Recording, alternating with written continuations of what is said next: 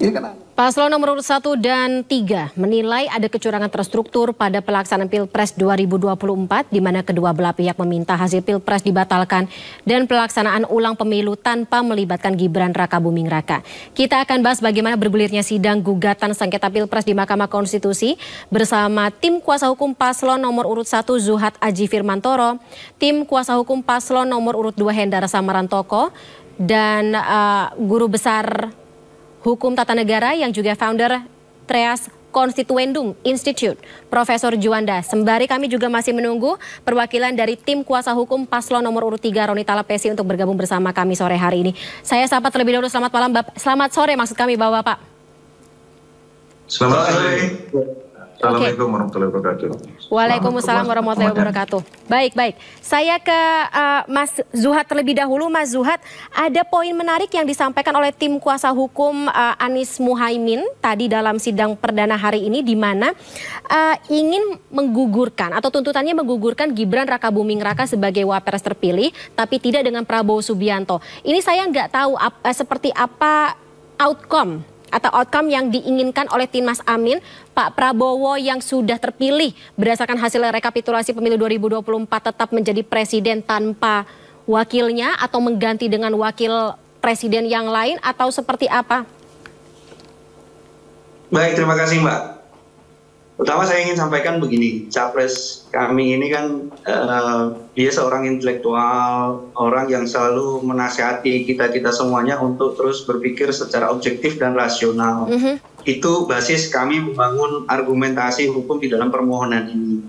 Nah, ketika kita mulai masuk kepada fakta-fakta yang terjadi di lapangan, lalu juga kita membaca dari fakta-fakta hukum yang selama ini berlangsung selama proses pemilu ini, akhirnya kemudian kita simpulkanlah bahwa secara pokok ada problem mendasar di dalam proses pemilu ini. Salah satunya yaitu tentang proses pendaftaran Capres-Cawapres pada tanggal 19 Oktober yang lalu. Dan itu kalau kita lebih jauh lagi, persoalan itu ada di calon wakil presidennya. Nah, lepas dari itu sebenarnya permohonan kita, Mbak, kalau dibaca di petitum yang pertama, itu kita diskualifikasinya juga termasuk ke presiden. Pak Prabowo. Karena itu satu paket, Mbak. Dalam proses pencalonan kandidasi ini tidak bisa dipisah. Meski demikian, atau pilihannya di dalam petitum itu kita mintakan supaya cawapres setidaknya yang didiskualifikasi. Itu sih Mbak, high call-nya kita 02 diskualifikasi, tapi pilihan yang keduanya kita mohonkan cawapres yang didiskualifikasi. Dan hampir sama sebenarnya isi petitumnya dengan tuntutan yang disampaikan oleh paslon nomor urut 3 ya, untuk mendiskualifikasi seluruh paslon yang terpilih dalam pemilu 2024 ya? Ya, dan kita tidak meminta langsung 01 menjadi ditetapkan sebagai pemenang, enggak. Kita permohonan kita adalah pemungutan suara ulang. Bukan pemilu ulang. Tapi pemungutan suara ulang untuk pemilihan presiden dan juga wakil presiden ya? Ya, benar. Baik. Saya beralih ke Mas Hendar Sam. Mas Hendar Sam, Prof Yusril mengatakan hal yang cukup saya mengatakan ya cukup terbuka ketika disebut baik tuntutan dari paslon nomor urut 1 dan juga paslon nomor urut 3 ini kebanyakan bersifat asumsi, tidak ada diperkuat alat-alat bukti. Ya, memang pada prinsip dan intinya seperti itu. Saya ini sudah ketiga kalinya ya mengikuti atau mendampingi Pak Prabowo dan mewakili Pak Prabowo dalam sengketa Pilpres ini dari 2014, 2019 dan 2024 ini. Dan saya tahu persis ya dinamika dan perkembangan hukum ya, material dan filosofik yang ada di Mahkamah Konstitusi terkait dengan masalah MK ini ya. Maka saya melihat satu bahwa ya kan gugat atau permohonan yang PHPU yang diajukan 01 ya, terutama 01 ini sangat kekanak-kanakan sekali gitu. Ya kan, satu ingin mendiskualifikasi Mas Gibran contoh gitu sebagai cawapres. Nah, sebenarnya kan kanalnya kita balik lagi ke kanalnya dulu ya. Bahwa hal tersebut itu kan harus diajukan ya pada saat proses Bawaslu. Memang itu kalau memang ada dugaan pelanggaran dilakukan itu memang harus dilakukan ke Bawaslu. Dan contoh lagi nih, saya nggak perlu ngajarin juga. Ketika kemarin ya ada putusan DKPP ya yang menyatakan KPU lalai ya, sehingga dalam proses pendaftaran Mas Gibran harusnya itu tindak lanjuti dengan melakukan gugatan ketun. Nah, saya kembali kepada basicnya dulu ya, bahwa yang Mas Juhat dan tim harus ketahui apa sih yang sebenarnya yang diajukan, ya kan? Judulnya dulu tuh, judulnya permohonan hasil pemilihan umum, ya PHPU ya, perselisihan. Itu artinya apa? Itu kaitannya ya dengan hasil. Hasil itu apa? Objeknya adalah putusan atau penetapan dari KPU. Sehingga oleh karena itu yang dijadikan termohon dalam hal ini ya adalah KPU. Ya, kebijakan KPU tersebut. Nah, oleh karena itu, ya kan, kalau kita breakdown ke bawah, dilihatlah apakah proses penyelenggaraan ya yang dilakukan oleh KPU ini sudah benar atau tidak. Nah, ini kaitannya dengan perselisihan hasil tadi. Kalau kita bicara hasil, bicara masalah angka-angka. Nah, itu yang saya sampaikan. Okay. Nah, yang kedua, di aturan itu kan sudah jelas. Ya kan, Undang-Undang Nomor 7 Tahun 2017 tentang Pemilu itu sudah membatasi, mengkluster pasal 469, pasal 466 dan pasal 286 bahwa sudah jelas mengklaster terkait dengan masalah TSM tersebut adalah kewenangan daripada Bawaslu. Ya, nah ini terimplementasi, ya kan, ketika diundangkan 2017 terimplementasi dalam putusan 01 PHPU 2019 yang pada saat itu sengketa Pilpres Prabowo Sandi dengan Pak Jokowi Ma'ruf ya, dan kemudian dinyatakan oleh MK bahwa MK tidak berwenang mengadili tentang masalah TSM. Dianggap karena itu ada sama berarti merujuk kepada undang-undang pemilu tersebut. Nah, ini sesuai dengan azas hukum leg posterior derogat leg priori. Artinya apa? Ya kan, putusan aturan terbaru menyampaikan aturan yang lama. Kaitannya apa? Ini kaitannya apabila contoh Prof Mahfud mengatakan bahwa sudah pernah ada tuh putusan-putusan MK yang membatalkan terkait dengan masalah TSM tersebut, ya kan, membatalkan paslonnya di negara lain. Itu sebelum Undang-Undang 7 Tahun 2017 itu terbit. Nah, itulah kenapa saya sampaikan hal tersebut. Kurang lebih seperti itu, Dika. Oke, baik. Cukup namanya tadi disinggung ya, Mas Zuhat. Petitum dari paslon nomor urut 1 katanya mengada-ngada atau kekanak-kanakan, tapi saya juga harus konfirmasi kepada perwakilan atau tim kuasa hukum dari paslon nomor urut 3, Servasius Herbaya Manik yang sudah bergabung bersama kita sore hari ini. Bang Servasius, selamat sore. Selamat sore, Mbak. Selamat sore, teman-teman. Oke, kalau melihat petitum dari paslon nomor urut 3 hampir sama seperti yang disampaikan oleh atau dimohonkan oleh paslon nomor urut 1, tapi ada satu hal atau satu poin. Selamat sore, Mbak. Iya. Aman ya suaranya ya, Bang Servasius? Aman. Silakan. Oke, baik. Saya ingin menggarisbawahi terkait dengan ketika Pak Ganjar Pranowo menyebut bahwa ada kohesi antara proses dan juga hasil pemilu 2024 dengan pengorbanan yang dilakukan oleh warga Indonesia ketika proses reformasi. Apakah ini ada hubungannya dengan kebebasan demokrasi atau sebesar apa kebebasan demokrasi tersebut terlihat dalam hasil rekapitulasi pemilu 2024?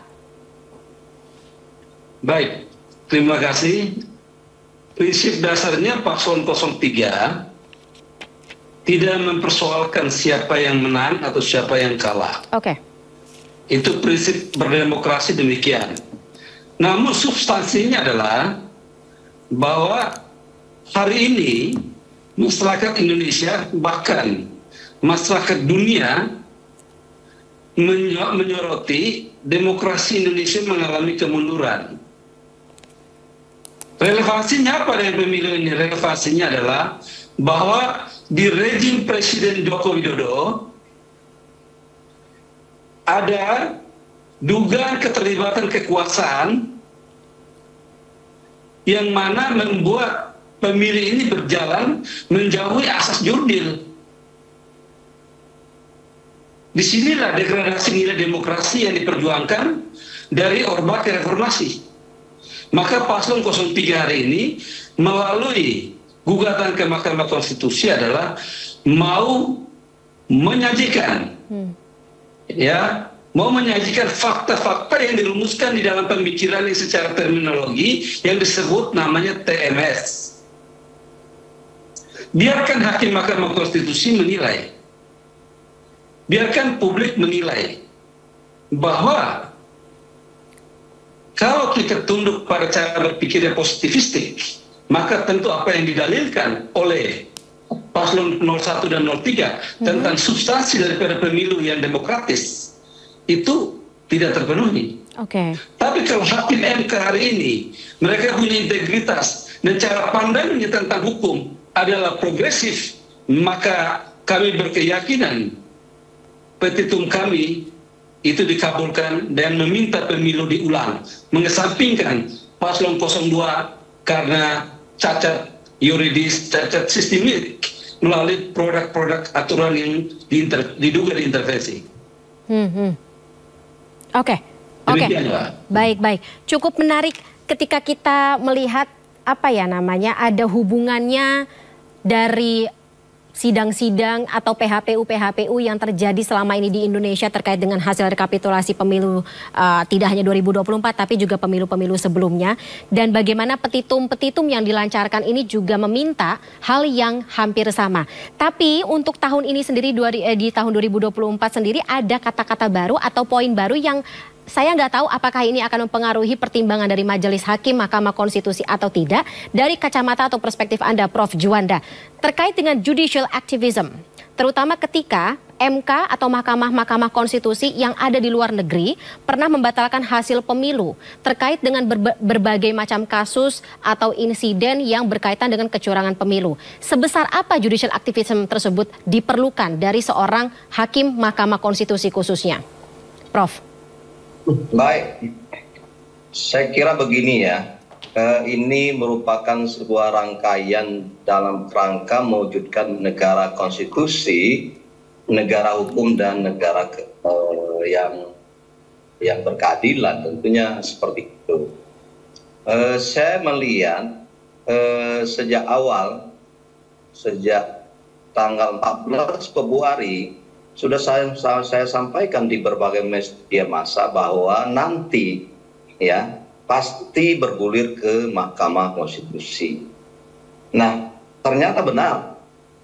Artinya ini merupakan suatu rutinitas 5 tahun sekali. Siapa yang merasa dirugikan atas keputusan KPU pasti ya mengajukan permohonannya di Mahkamah Konstitusi. Nah, kita lihat dari rangkaian ini memang ada pemohon 01, ada pemohon 03, ada termohon KPU, ada terkait ya 02. Saya kira semuanya memang ya mempunyai sudut pandang argumentasi hukum masing-masing. Kalau ini adalah sama, ya tidak terjadi adanya perselisihan hasil pemilu di Mahkamah Konstitusi. Dan ini biasa saja saya kira sebagai makanan sehari-hari bagi kita orang hukum maupun orang yang mencari keadilan. Jadi tidak ada hal yang luar biasa.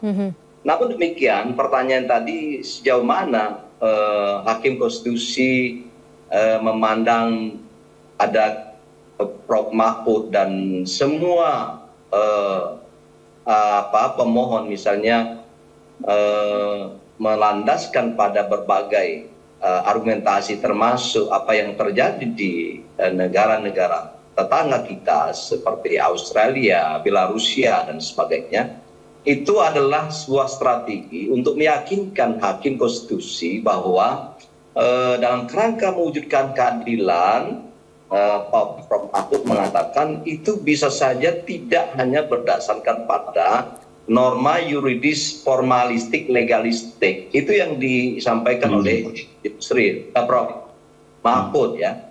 Dan saya kira itu merupakan sebuah usaha untuk meyakinkan bagaimana kalau kita memperjuangkan sebuah keadilan substantif, maka hakim konstitusi hendaknya tidak hanya berpaku pada soal angka-angka. Itu saya tangkap dari kedua pemohon itu. Nah, sehingga dengan demikian ini nanti tergantung pada satu, prosesnya masih panjang dalam 14 hari ke depan, dalam arti 14 hari kerja ke depan itu adalah proses.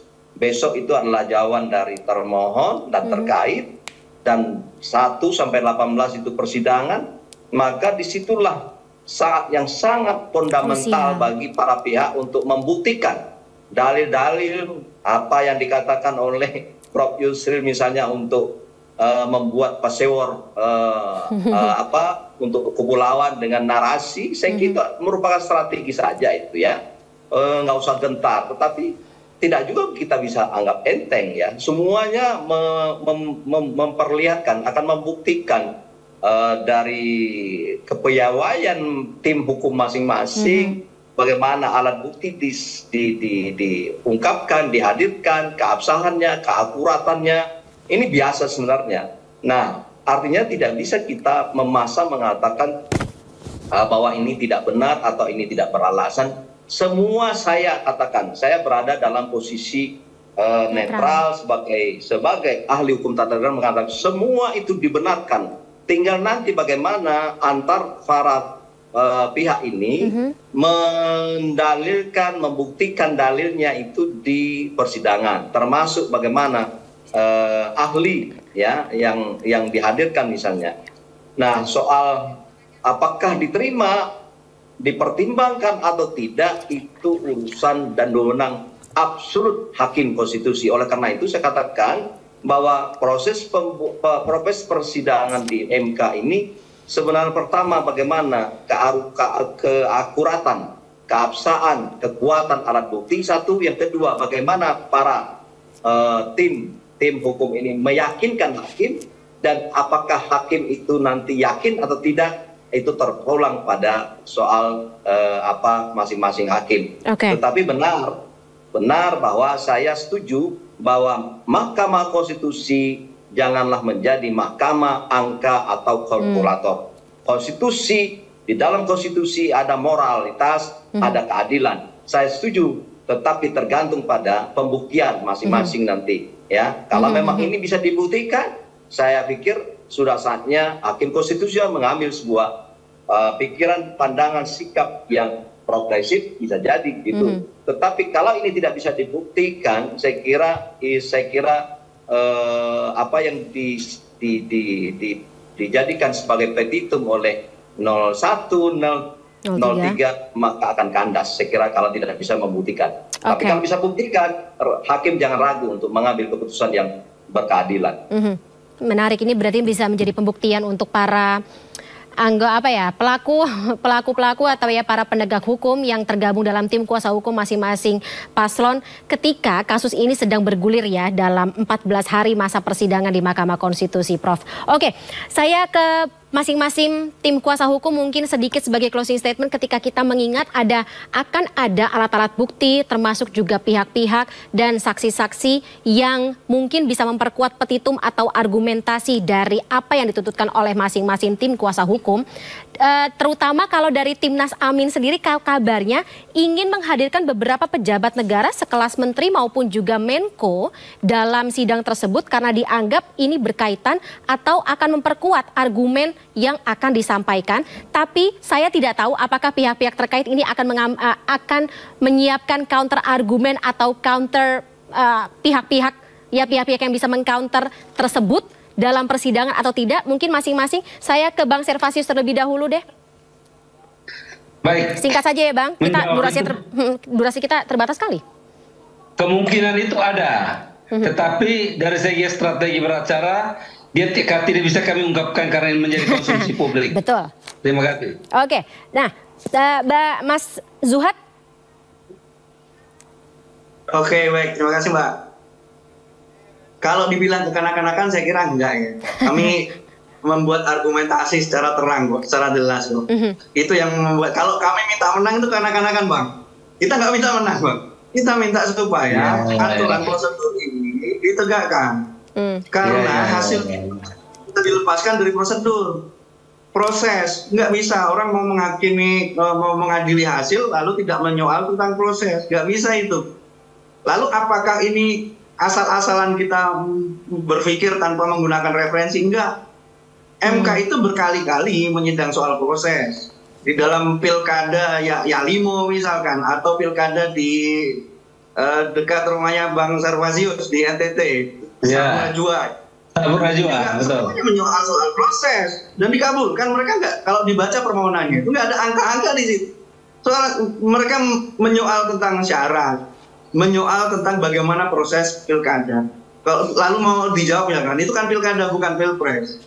Argumentasi pilkada ini sekarang relevan Bang, karena MK hari ini tidak lagi membedakan antara pemilu dan pilkada. Putusan 85 sudah putusan 85 2022 itu mengatakan bahwa pilkada itu ya rezimnya sama dengan pemilu sekarang. Jadi relevan saja kita menggunakan referensi pilkada untuk referensi perselisihan hasil pemilu ini. Yang terakhir kami ingin sampaikan mengenai saksi dan sebagainya tadi, ya semuanya kita ikhtiarkan dengan semaksimal mungkin. Kalaupun nanti kan kita baru akan memasukkan nama-nama saksi itu besok, sesuai dengan yang arahkan oleh Mahkamah Konstitusi tadi. Nah itu kita lihat saja nanti apakah memang ikhtiar kita ini berjalan dengan baik sesuai rencana atau tidak. Wallahu alam. Karena mencari saksi itu luar biasa Pak, kesulitannya. Orang bersedia menjadi saksi dalam hitungan hari bisa berbalik gitu, gara-gara identitasnya terbuka. Oke. Saya kira itu sih Mbak, tapi sekali lagi kami sampaikan permohonan petitum kami bukan kekanak-kanakan, kami bisa menjelaskan itu dengan terang benderang. Kalau soal bukti nanti kita akan buktikan saat persidangan kemudian. Saya kira itu, terima kasih. Dan pada akhirnya menyerahkan semuanya kepada Yang Maha Kuasa. Baik, terakhir dari Mas Hendar Sam sendiri bagaimana? Ya, sesuai dengan asas hukum, siapa yang mendalilkan maka dia yang harus membuktikan. Nah, satu, himbauan saya kepada paslon 03 contohnya, yang katanya di awal ingin menghadirkan salah seorang Kapolda. Kemudian hal tersebut dianulir, Kapolda tersebut tidak berani, ya kan, karena tidak diizinkan oleh Kapolri. Nah, kedua, hal tersebut harus dibuktikan, ya. Kalau memang benar itu ada, ya kan harus. Kalau tidak dibuktikan itu ada delik pidananya tersendiri gitu loh, karena sudah membuat gaduh di masyarakat ya. Enggak. Itu relevansinya enggak dong. Yang kedua, itu pernyataan dari Pak Henry ya, Pak Henry Yosodiningrat, mungkin nanti Bung bisa tanyakan langsung ke beliau. Yang kedua, terkait dengan masalah judicial activism, ya kan, judicial activism yang didalilkan oleh Prof. Mahfud, ya kan, bahwa judicial activism atau proses pemilu yang terjadi di luar, ya proses Mahkamah Konstitusi yang terjadi di luar ini tidak bisa diimplementasikan secara langsung kepada kita, ya kan? Karena apa? Kenapa kita harus cari referensi di luar? Kalau referensi aturan di dalam negeri memang sudah solid mengatur tersebut. Judicial activism bisa dilakukan apabila, ya kan, masalah konstitusi kita belum mapan dalam melakukan hal tersebut. Di awal-awal pembentukan Mahkamah Konstitusi, kita perlu melakukan judicial activism dalam proses pembentukan DKPP, proses pembentukan Bawaslu. Itu memerlukan ya judicial activism. Tapi ketika ya perangkat-perangkat hukum ya konstitusi kita, penyelenggara pemilu dan lain sebagainya sudah mapan ya sebagaimana sudah diatur dalam Undang-Undang 7 2017 itu sudah sangat jelas dan limitatif. Ya, klasternya jelas, pembagian tugasnya jelas. Jadi hal yang sifatnya jelas dan tegas tidak perlu dikaburkan lagi dengan melakukan suatu tafsir. Jadi dalam hukum itu tafsir bisa dilakukan apabila hal dalam pasal-pasal ya yang norma yang ada dalam undang-undang tersebut tidak jelas. Nah, masalahnya ini udah jelas, klasternya apa ya kan?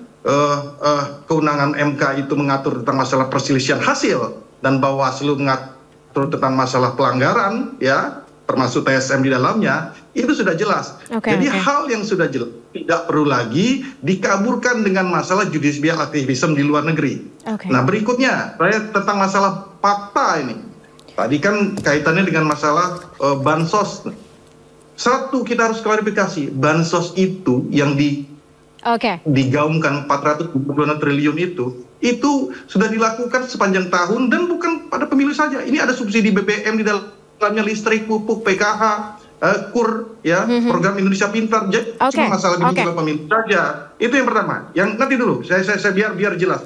Kedua, ya kan, bahwa di luar negeri, ya, tanpa bansos, tanpa aparat, tanpa TNI, tanpa polisi, Prabowo Gibran itu menang 54% satu putaran loh, ya kan?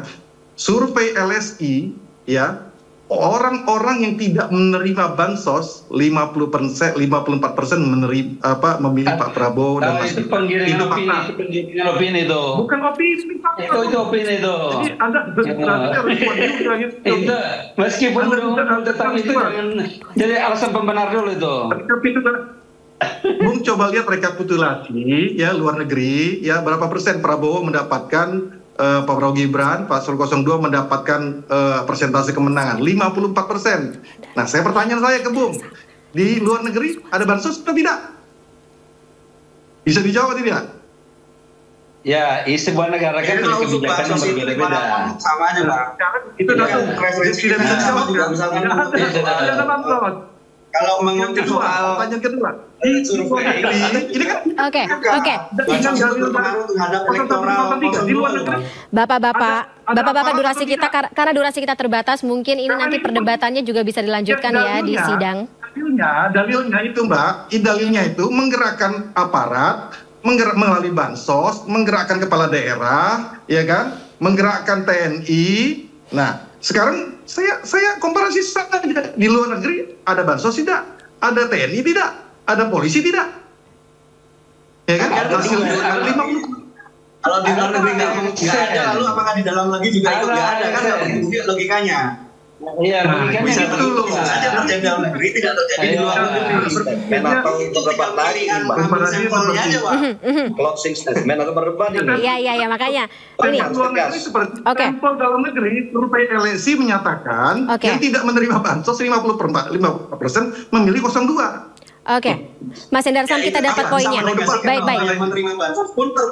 Mas Hendar Sam, Mas Hendar Sam, kita dapat poinnya. Mas Zuhad, kita tahan dulu. Bang Servasius, terima kasih. Ini karena durasi kita terbatas, kita terpaksa sudahi dulu dialog kita. Tapi mungkin argumen ini akan kita lihat ya Bapak-Bapak dalam persidangan yang akan berjalan dalam 14 hari ke depan. Karena alat-alat bukti ini dan juga argumen-argumen ini tentunya kita harapkan agar bisa memperkuat dan bisa membuat sebuah transparansi sendiri bagi warga yang memang ingin proses demokrasi atau kebebasan demokrasi tidak dicederai. Saya bisa sedikit.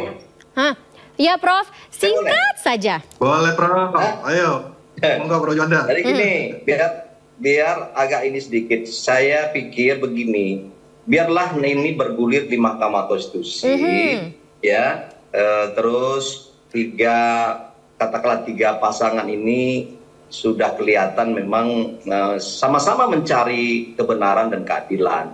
Oleh karena itu, saya sebagai ahli hukum tata negara menghimbau memang Mahkamah Konstitusi itu adalah bukan mahkamah angka-angka.